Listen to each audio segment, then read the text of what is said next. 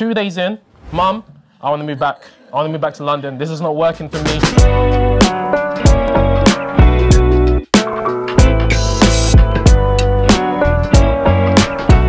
Has anybody heard the podcast or watched it?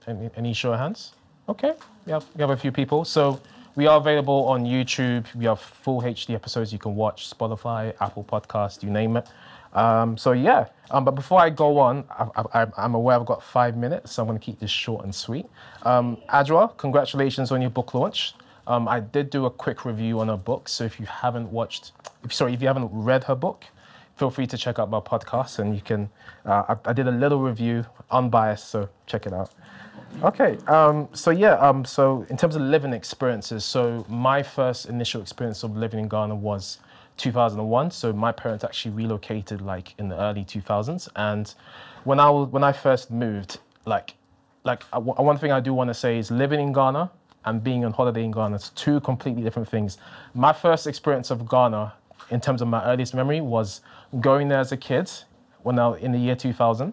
I had one of the most amazing times of my life. I can even remember it to this day. And then when I actually moved in 2001, 2 days in, Mum, I want to move back. I want to move back to London. This is not working for me. I was on my scooter. I was 11, 12 years old.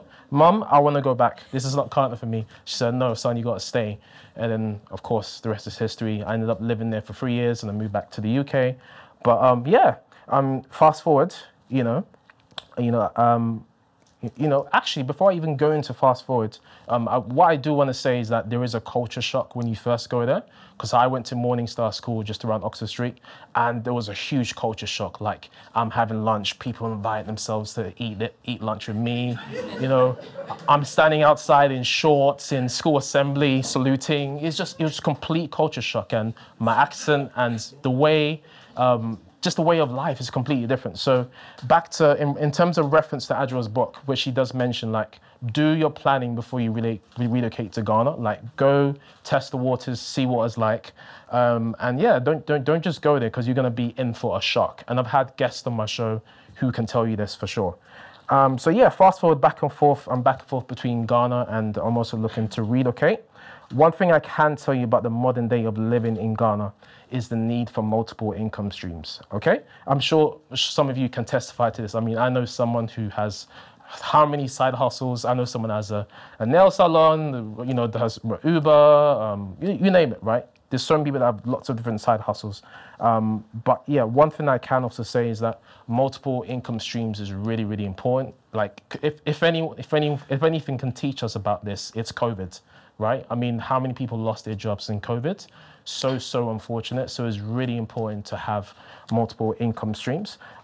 So if it means, even you take my podcast, for instance, there's a number of streams that I can mention just my podcast alone gives me, but for sake of time, I'm not going to go into that. You can see me later, I can share. Adrian, going back to Adrian's book, she does give a lot of ideas about different businesses and jobs you can do in terms of building different income streams. I would encourage you to check out my podcast. I mean, I've had so many guests who would tell their stories about businesses they've set up. I mean, I've spoken to Miss Drew. She set up a plantain chips business when the back was up against the wall. I've spoken to Samuel Brooksworth from Remotely, BBC Apprentice, former BBC Apprentice contestant. He set up Africa's fastest growing virtual assistance company. I've spoken to Consume Shop, which is Ghana's 60-minute grocery delivery service. I don't know how that works because there's traffic in Accra. But anyway, I've spoken to all these different people. And matter of fact is there's so many different things you can do. Just tap into the opportunities, just observe the problems. If you can find a problem, there's always going to be a solution for it. So connect the problem to a solution, and also connect your passion to a purpose or a skill set, and use that to monetize a certain industry. So yeah, COVID has definitely taught us a lot. And if you don't have an idea, if you feel like you can't do anything, the internet is out there. There's no excuse. Like, do some courses, get knowledge, get inspired, and just build an income stream from that.